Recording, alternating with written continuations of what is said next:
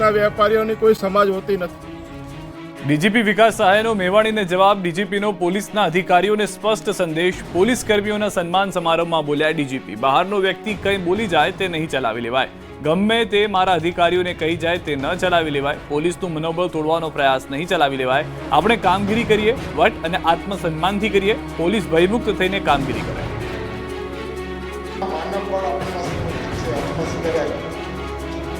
કામગીરી કરી રહ્યા છે એટલે એ માનવ બળનું મનોબળ ને કોઈ પણ વ્યક્તિ કોઈ પણ સંસ્થા આ મનોબળ તોડવા માટે પ્રયાસ કરવામાં આવે તો એક લીડર તરીકે તમારે ટોલરેટ નહીં કરવું. આપણે કામગીરી કરીએ, બળથી કરીએ, આત્મસન્માનથી કરીએ, ભય વગર કરીએ, ભય મુક્ત બને. નાની મોટી ભૂલો થતી હશે અને જો ભૂલ કોઈ વ્યક્તિ કરે, કોઈ અધિકારી કરે, કોઈ કર્મચારી કરે તો એને નશ્વર કરવા માટે આપણે તો બેઠા ડિપાર્ટમેન્ટના લોકો છે, પણ ડિપાર્ટમેન્ટના બહારના કોઈ વ્યક્તિ મારા અધિકારીના કર્મચારીઓ કંઈ કહી જાય, તમારા અધિકારી કર્મચારી કંઈ કહી જાય તો એ ટોલરેટ કરવાની નથી. You are the leader of the force.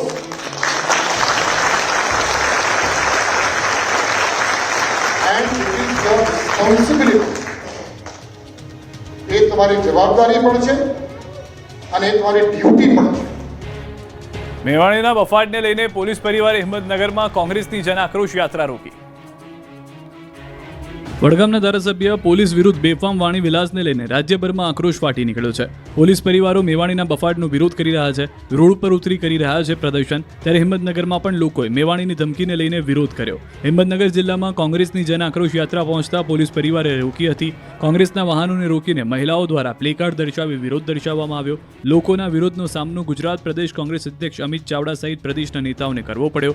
લોકોએ મેવાણી વિરુદ્ધ નારા લગાવી મેવાણી પોલીસની માફી માંગે સહિતની માંગ સાથે અમિત ચાવડાને રજૂઆત કરી. તો અમિત ચાવડાએ પોલીસ પરિવારની વાત સાંભળવાની બદલે સરકાર અને પોલીસને આડે હાથ લીધી હતી. જે 2 નંબરના હપ્તા ઉઘરાવે છે, જે દારૂના ડ્રગ્સના નામે પોતાની મોંઘી ગાડીઓ કે બંગલા ખરીદે છે, જે હપ્તા ગાંધીનગર સુધી પહોંચાડવા માટે વહીવટદારો બન્યા છે, આ એમનો બળાપો છે. મેઘરજમાં ખાતરની કાળાબજારી થતી હોવાનો પર્દાફાશ. ખાતર પડવા છતાં વિતરણ કેમ નહીં થતું? પબ્લિકને હેરાન કરવાના ગદ્દા કેમ છે? ખાતર પહેલી વાત કરવાનું શું છે જવાબ આપે છે. એક તરફ યુરિયા ખાતર માટે ખેડૂતો તડપી રહ્યા છે, લાઇનમાં ઊભા રહી થાકી રહ્યા છે. ખાતર વગર વાવેતર કરવું મુશ્કેલ બન્યું છે. ત્યારે અરવલ્લીના મેઘરજમાં ખાતરની કાળાબજારી થતી હોવાનો પર્દાફાશ અન્ય કોઈએ નહીં પરંતુ ખેડૂતોએ જ કર્યો. મેઘરજ તાલુકા સંઘના ગોડાઉનમાં ખાતર લેવા માટે વહેલી સવારથી જ લાઇનમાં લાગી ગયા હતા. કડકડતી ઠંડીમાં ખેડૂતો દૂર દૂરથી ગામડાઓમાંથી પહોંચી ગયા હતા. ત્યારે ગોડાઉન બહાર આજે રજા હોવાનું બોર્ડ દેખાયું અને ગોડાઉનને તાળું માર્યું, જેથી ખેડૂતોને ધક્કો થયો હતો. દૂર દૂરથી આવેલા ખેડૂતો વિફર્યા. ગોડાઉનનું તાળું તોડીને ગોડાઉનની અંદર પ્રવેશ કર્યો. અંદર ઘૂસતા જ ખેડૂતોની આંખો ચાર થઈ ગઈ, કેમ કે ખેડૂતોને ખાતરની તંગી હોવાનું કહી ખાતર આપવામાં આવતું નથી. પણ ગોડાઉનની અંદર ખાતરના ઢગલા જોવા મળ્યા, જેથી ખેડૂતોનો પિત્તો ગયો. આક્ષેપ કર્યો કે ગોડાઉન સંચાલક ખાતરની કાળાબજારી કરી બારોબાર વેચે છે. 500થી વધુ ખેડૂતોએ હોબાળો મચાવ્યો, જેથી તાલુકા સંઘના સત્તાધીશોનો પરસેવો છૂટી ગયો.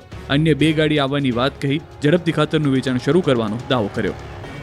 ટેકાના ભાવે મગફળી ખરીદી વચ્ચે ધોરાજીના કેન્દ્રમાં તાળા લાગતા ખેડૂતો લાલકુ.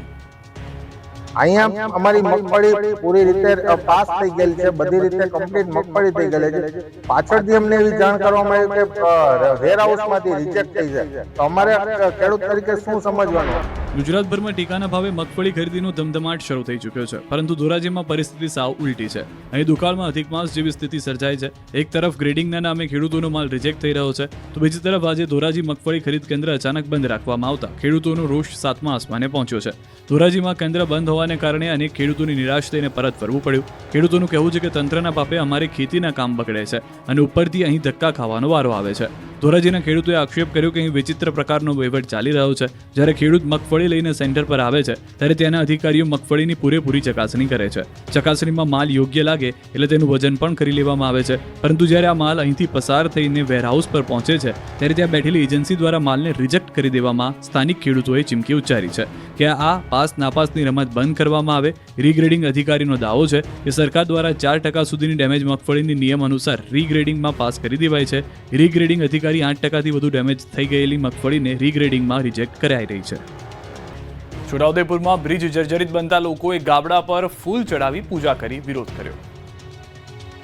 છોટાઉદેપુર જિલ્લાના ક્વાંટ પાસે કરા નદી ઉપર 55 વર્ષ જૂનો બ્રિજ આવેલો છે. આ બ્રિજમાં ગાબડું પડ્યું છે અને પેરાપીટમાં વાંસ બાંધેલા છે. પુલ ગમે ત્યારે તૂટું થઈ રહ્યો છે. વર્ષોથી નવા પુલની માંગણી કરવામાં આવે છે, પરંતુ સ્ટેટ આરએનબી વિભાગના અધિકારીઓ પુલ નવો બનાવવા માટે કામગીરી કરતા નથી, જેથી સ્થાનિકોમાં રોષ ફેલાયો.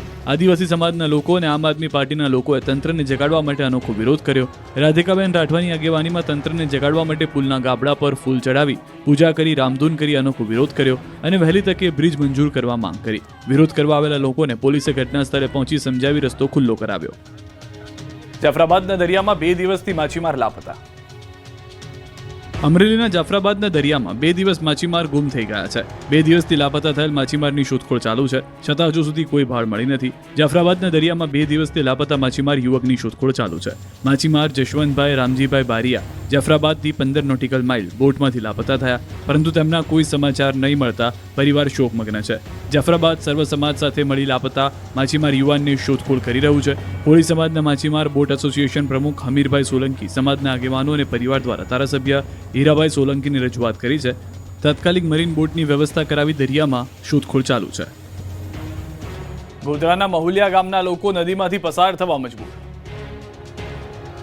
ગોધરાના મહુલિયા ગામમાંથી પસાર થતી મેશરી નદી પર સરકારે નદીની સામે તટ સુધી પહોંચવા માટે આંતરિક માર્ગ સાથે કોઝવે બનાવી આપ્યો છે, પરંતુ રોડની ઊંચાઈ અને નદીની સ્થિતિને ધ્યાનમાં ન લેવાતા આ કોઝવે ચોમાસા બાદ પણ પાણીમાં ગરકાવ રહે છે, જેના કારણે ગ્રામજનોને ભારે મુશ્કેલીનો સામનો કરવો પડી રહ્યો છે. આ કોઝવે પરથી વિદ્યાર્થીઓ, ખેડૂતો, મહિલાઓ, રેશન કાર્ડ ધારકો તેમજ વીજકર્મીઓ, આંગણવાડી અને આરોગ્ય વિભાગના કર્મચારીઓ સહિતના તમામ જરૂરિયાતમંદોને સામે છેડે જવા માટે જોખમી રીતે ઘૂંટણસમાં પાણીમાંથી પસાર થવું પડે છે. આ સાથે કોઝવે તૂટેલો હોવાથી પાણીમાં પડી જવાનો પણ ડર રહે છે.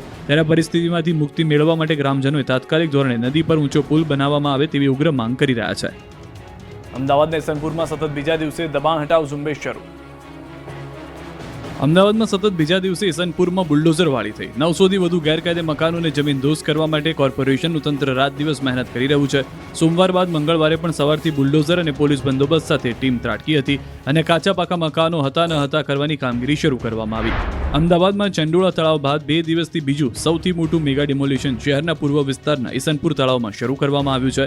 ઇસનપુર તળાવમાં છેલ્લા અનેક વર્ષોથી થયેલા દબાણોને દૂર કરવા માટેની કાર્યવાહી કરવામાં આવી રહી છે. ચંડોળા તળાવની જેમ ઇસનપુર તળાવમાં પણ 900થી વધુ લોકો દબાણ કરીને ત્યાં ગેરકાયદેસર રહે છે. 2 દિવસમાં 900થી વધુ મકાન કાટમાળમાં તબદીલ થઈ ગયા છે. 500 જેટલા મ્યુનિસિપલ કોર્પોરેશનના કર્મચારી અને મજૂરો પોલીસ ટીમ સાથે 20 જેટલા જેસીબીથી દબાણ હટાવાયા. કમર્શિયલ સહિત ધાર્મિક એકમ પણ જમીનદોસ્ત કરાયા. હવે કાટમાળ હટાવવાની કામગીરી થશે, જેથી અહીં રહેતા હજારો લોકો બેઘર બની ગયા છે, જેમને પીએમ આવાસ યોજના અંતર્ગત આવાસ અપાશે. તળાવનું ડેવલપમેન્ટ એએમસી કરશે. આગામી બજેટમાં લેક ડેવલપમેન્ટ માટે બજેટની જોગવાઈ કરાશે.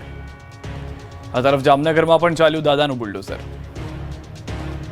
જામનગર શહેરના બચુનગર તરીકે ઓળખાતા નદીના પટમાં આવેલા વિસ્તારમાં મેગા ડિમોલિશનની કામગીરી હાથ ધરાઈ. મહાનગરપાલિકા દ્વારા રિવરફ્રન્ટ પ્રોજેક્ટને લઈને અગાઉ 200 કરોડ કિંમતની જગ્યામાં જૂન 2025માં મેગા ડિમોલિશન કરી 300 બાંધકામ દૂર કરાયા. બાદમાં ફરી દબાણ થયું હોવાની જાણ થતાં મહાનગરપાલિકાના મ્યુનિસિપલ કમિશનર તેમજ એસ્ટેટ વિભાગના ઉચ્ચ અધિકારીઓએ સ્થળની મુલાકાત લઈ નવા થઈ રહેલા દબાણ દૂર કરાવ્યા. મનપા કમિશનર ડીએન મોદીએ જાતે સ્થળનું નિરીક્ષણ કર્યા બાદ આ કાર્યવાહી શરૂ કરાઈ. આ દબાણ